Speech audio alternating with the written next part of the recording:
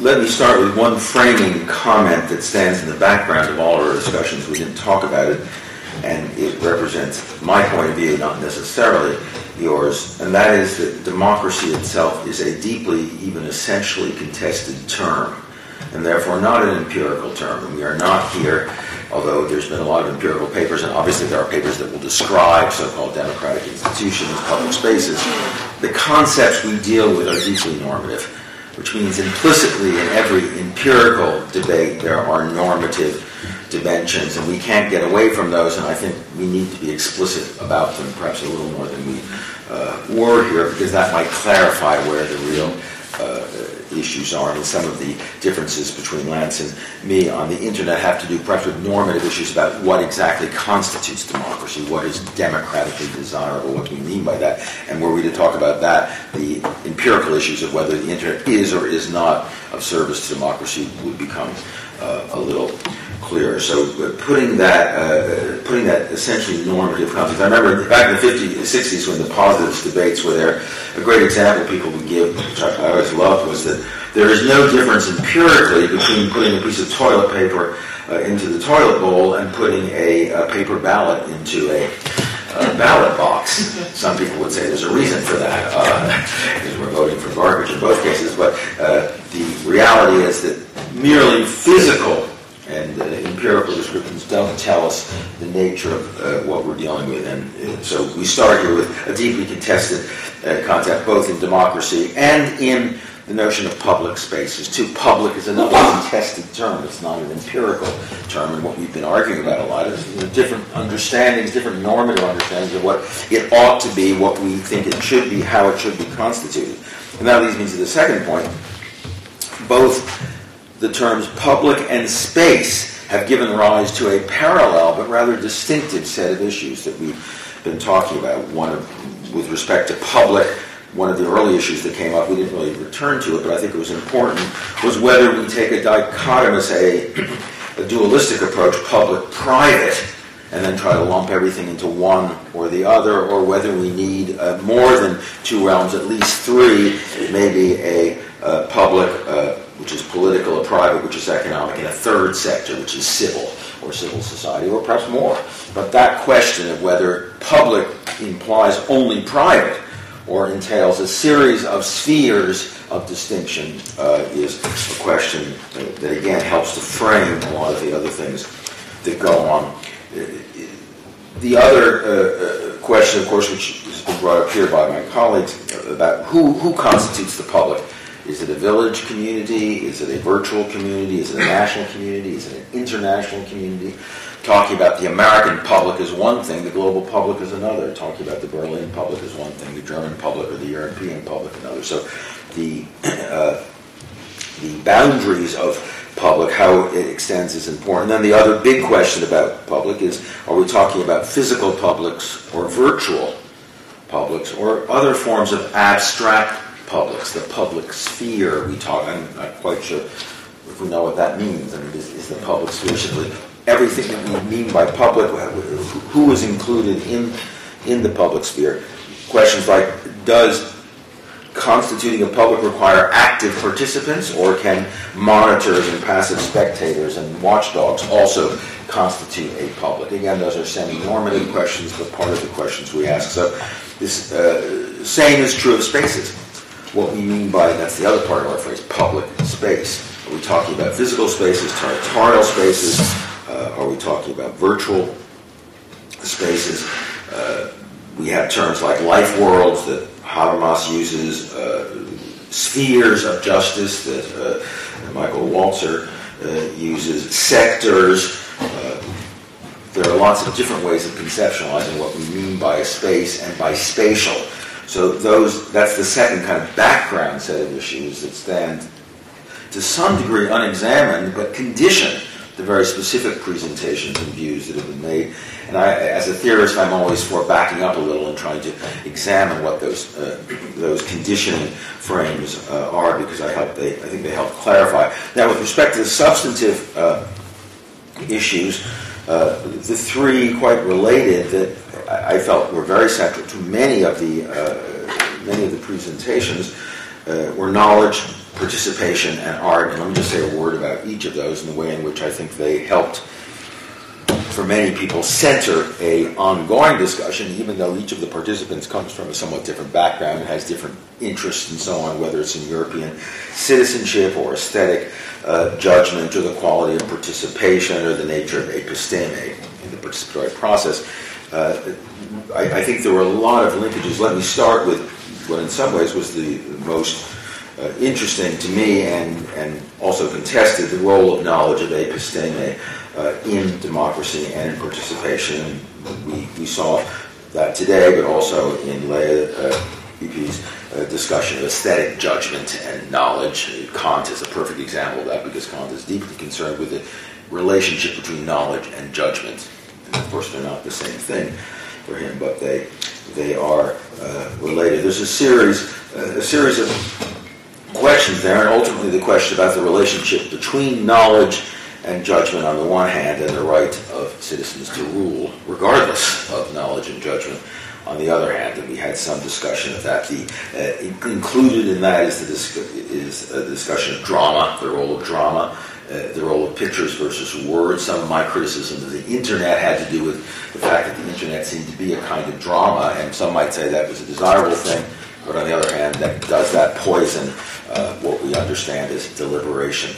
Part of the knowledge question is deliberative democracy, and I think there's an ambivalence in many of us about that, because on the one hand we want democracy to be deliberative, but then deliberation introduces a series of epistemic questions that may actually be contrary to democracy, that is to say, that can lead us to rule out and bar people from the political because they are insufficiently knowledgeable. We have citizenship tests that require a certain kind of knowledge, but most people shy away from from poll tests, which test people before they're allowed to vote, as racist and other things. But you could say, well, why not do that? John Stuart Mill actually suggested that people who were university educated get 2 votes rather than 1. My own view is they should get a half vote rather than 1, but nonetheless we can certainly argue about that. So the relationship of reason and deliberation and technical knowledge is obviously a crucial one that came into many of the discussions. Mark Howard talked about European citizenship, and we were talking there about whether the views European citizens are expressing about immigration are knowledge-based, are wise and rational or not, and whether we have to heed those views, whether or not we regard them as rational or fair or tolerant. That brings up the same set of issues. My worry, as you know, is that sometimes on the way to trying to establish deliberative and epistemic criteria for citizenship, we're in danger of slipping away from the essential right of people to govern themselves. Brecht has that wonderful phrase in one of his plays where a frustrated elected representative says, the time has come to elect a new people. And there's a sense in which some of us talking about knowledge have the feeling that we're so frustrated with what they vote for the war and they vote for Bush, and who knows, maybe they won't vote for Obama, and they voted for Merkel and they're voting against the Constitution. Time to elect a new people. We kind of say, but clearly there's a problem with that. Archon talked about the economy of participation too, and I thought Oscar Wilde has that wonderful phrase, socialism. The problem with socialism, it takes up too many free evenings, and of course that's even more true of democracy. Democracy takes up Wednesday afternoons and Saturday all day as well, and that is an issue in the economy of knowledge and deliberation and democracy, but it's more a problem and challenge to democracy because we haven't got enough time to exercise what is a fundamental right, then democracy seems at risk. The second major substantive issue is participation itself. We've had a lot of discussion about the quality, the utility of participation, whether it's a means or an end, it's how it affects outcomes, what it generates in the way of fellowship or fraternity or social trust and social capital, which we talked about on the opening evening. So certainly we put participation at the very center of the discussion. I can scarcely think of a single contribution that didn't in some way touch on the quality, the character, the place of participation in public space. Indeed, if one were to say one single thing about public spaces that we all agreed on, was that public space has something to do with participation. And that's a fairly elemental statement, but nonetheless it's one that captures a kind of truth about it that we want to be able to think about. Art and the arts. We had a couple of wonderful papers and a very good day when Barent and Jochen and Leah together talked about the theory and the practice of the arts. My own feeling is that we didn't perhaps spend quite enough time on that, or it didn't come into other discussions as fully as it might have, because that is a central issue. I mentioned the fact that in the very useful description of Hamburg, that development in Hamburg that we had a very nice description from one of its key founders and planners, omitted completely any discussion of the role of art. Our discussion of drama is kind of interesting because we use it metaphorically, but one might ask quite specifically, does theater play a role in politics? And to what extent is politics theater, and to what extent does the election of an actor as President of the United States introduce that issue into things? A lot of people think Obama's biggest problem is there's not enough theater, too much prudent judgment. He's more like a city manager than a presidential candidate. He's too rational.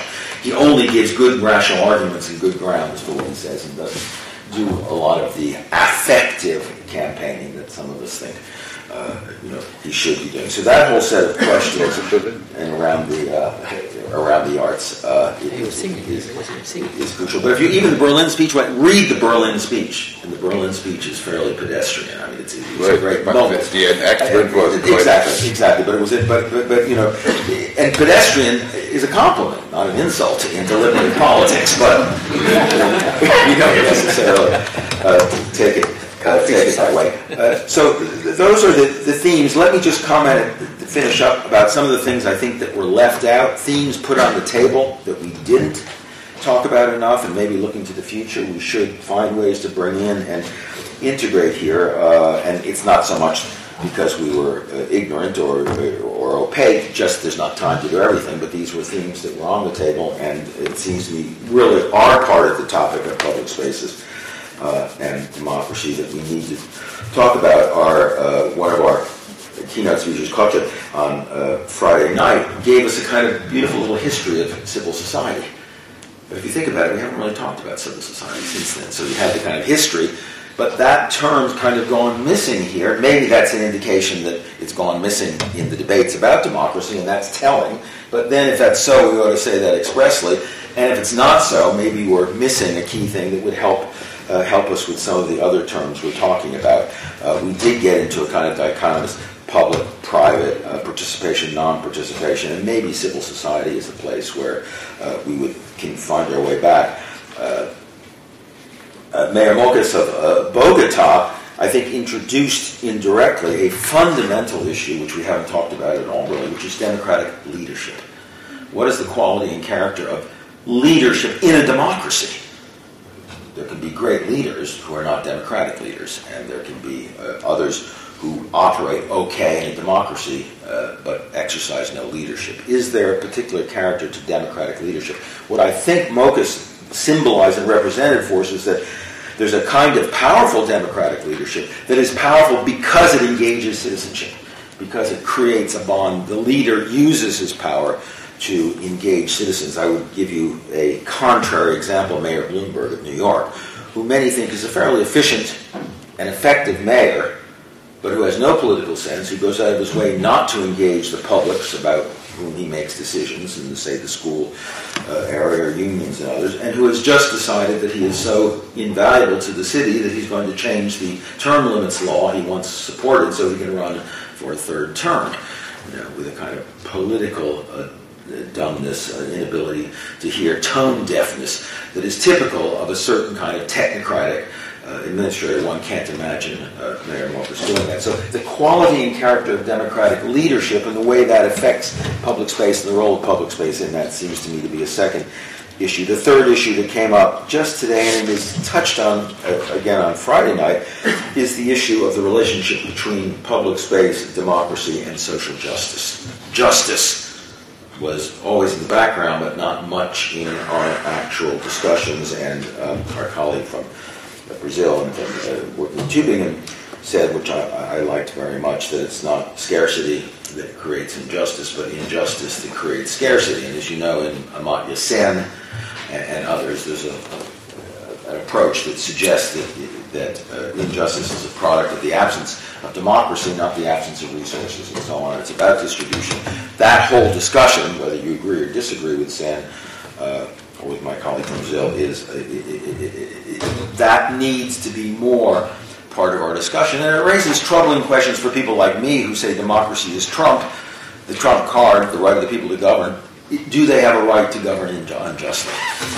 It's clearly contrary to justice, and that of course raises a whole set of questions which are classical questions in democratic thought.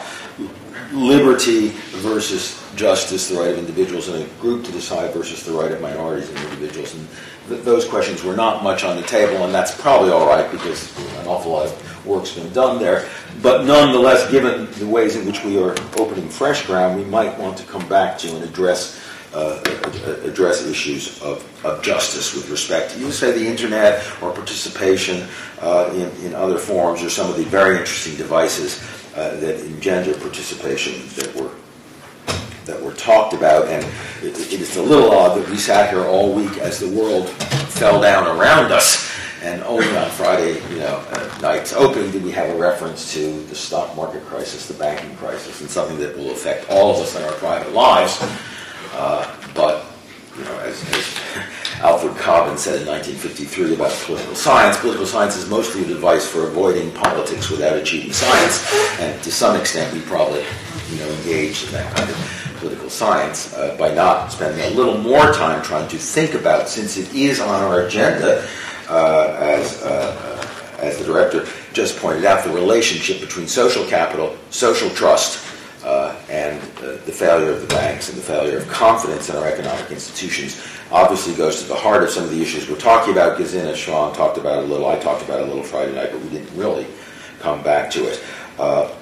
Last question, the thing that's missing completely, I think, from our debate, it wasn't there in any of the keynotes, it wasn't there in the opening or the closing or any of the things, but I think we kept coming back to it, and needs to be, it's an omission that I think needs to be made up for it, is issues of education and civic education. They touch on political judgment, on deliberation. I mean, much more directly, what constitutes, what about the role of schooling, what kind of schooling, is there a difference between public and private schooling, a difference between education and civic education, a difference between domestic civic education and global civic education, all those roles of education. Again, the debate about the internet in part is it a tool for education or not? Can it be? To the extent it can it contribute? So the whole set of issues around civic education, what constitutes education? Is it just schoolroom learning, experiential education? Is participation in politics itself a form of civic education, which some people would argue? Those are all issues that stand, again, a little bit in the background. Let me end by just repeating that wonderful story that Marcus told us. She said he had a ring that is a Möbius strip. A Möbius strip is a flat piece that when you turn it, you trace it, and you end up tracing it on both sides. It's a two-dimensional world, which in the background of a three-dimensional world actually curves in space. And it seems to me that the strength of this discussion has been that it has been very dialectical in that sense. We keep turning back on ourselves, we keep turning between subjects, and I think that was partly a result of the wonderful group of participants who were here, not just the formal presenters who did a wonderful job, but also the many students and people from Berlin who came and participated and listened, but also contributed and spoken. There is a sense of a Möbius strip here in this room over 3 days that I think has been tremendously valuable.